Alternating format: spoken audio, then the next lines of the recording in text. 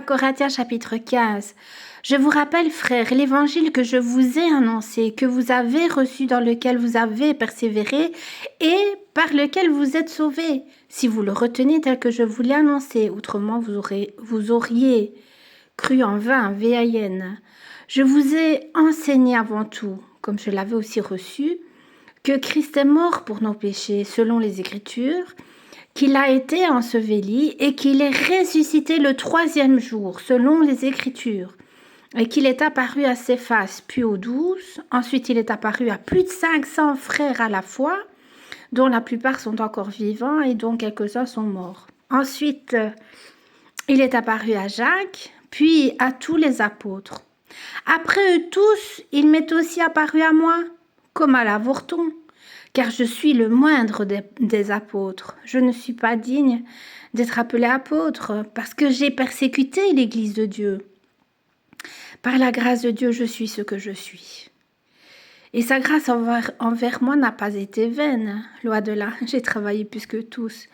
Non pas moi toutefois, mais la grâce de Dieu qui est avec moi. Ainsi donc, que ce soit moi, que ce soit eux, voilà ce que nous prêchons et c'est ce que vous avez cru.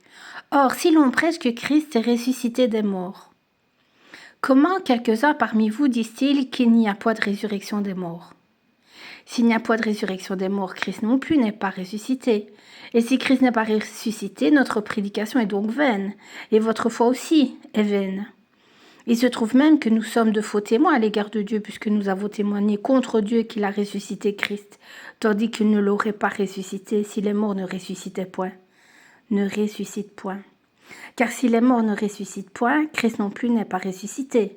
Et si Christ n'est pas ressuscité, votre foi est vaine. Vous êtes encore dans vos péchés.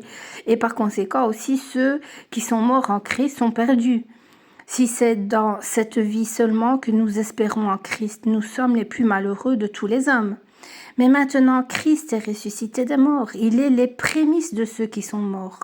Car puisque la mort est venue par un homme, c'est aussi par un homme qui est venue la résurrection des morts.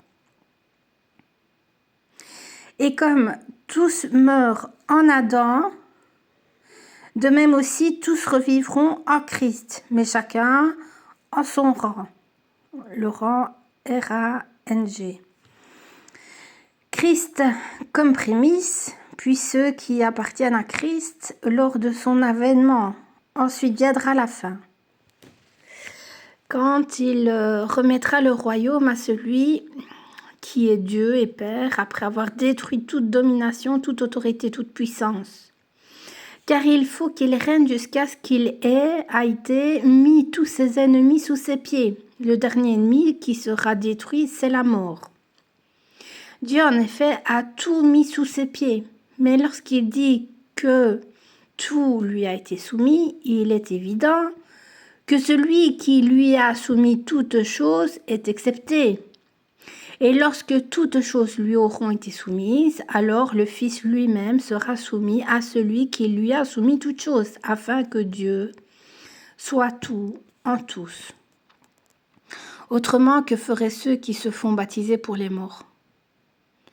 Si les morts ne ressuscitent absolument pas, pourquoi se font-ils baptiser pour eux? Et nous, pourquoi sommes-nous à toute heure en péril? Chaque jour, je suis exposé à la mort. Je l'atteste, frère, par la gloire dont vous êtes pour moi le sujet, en Jésus-Christ notre Seigneur. Si c'est dans des vues humaines que j'ai combattu contre les bêtes à Éphèse, quel avantage m'en revient-il? Si les morts ne ressuscitent pas, mangeons et buvons, car demain nous mourrons. Ne vous y trompez pas, les mauvaises compagnies corrompent les bonnes mœurs. Revenez à vous-même, comme il est convenable, et ne péchez point. Car quelques-uns ne connaissent pas Dieu. Je le dis à votre honte. Mais quelqu'un dira, comment les morts ressuscitent-ils?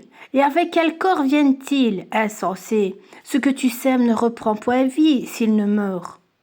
Et ce que tu sèmes, ce n'est pas le corps qui naîtra, c'est un simple grain de blé peut-être ou de quelque autre semence, puis Dieu lui donne un corps comme il lui plaît. Et à chaque semence, il lui donne un corps qui lui est propre. Toute chair n'est pas la même chair, C-H-A-I-R. Mais autre est la chair des hommes, autre celle des quadrupèdes, autre celle des oiseaux, autre celle des poissons, et il y a aussi des corps célestes et des corps terrestres. Mais autre est l'éclat des corps célestes, autre celui des corps terrestres. Autre est l'éclat du soleil, autre l'éclat de la lune, et autre l'éclat des étoiles. Même une étoile diffère en éclat d'une autre étoile. Ainsi en est-il de la résurrection des morts. Le corps est semi-corruptible, il ressuscite incorruptible. Il est semé méprisable, il ressuscite glorieux. Il est semé infirme, il ressuscite plein de force. Il est semé corps animal, il ressuscite corps spirituel. S'il y a un corps animal, il y a aussi un corps spirituel. C'est pourquoi il est écrit: le premier homme, Adam, devint une âme vivante. Le dernier Adam est devenu un esprit vivifiant. Mais ce qui est spirituel n'est pas le premier, c'est ce qui est animal. Ce qui est spirituel vient ensuite. Le premier homme tiré de la terre est terrestre. Le second homme est le Seigneur du ciel. Tel est le terrestre, tels sont aussi les terrestres. Et tel est le céleste, tels sont aussi les célestes. Et de même que nous avons porté l'image du terrestre, nous porterons aussi l'image du céleste. Ce que je dis, frère, c'est que la chair, C-H-A-I-R, et le sang ne peuvent hériter le royaume de Dieu, et que la corruption n'hérite pas la corruptibilité. Voici, je vous dis un mystère. Nous ne mourrons pas tous, mais tous, nous serons changés.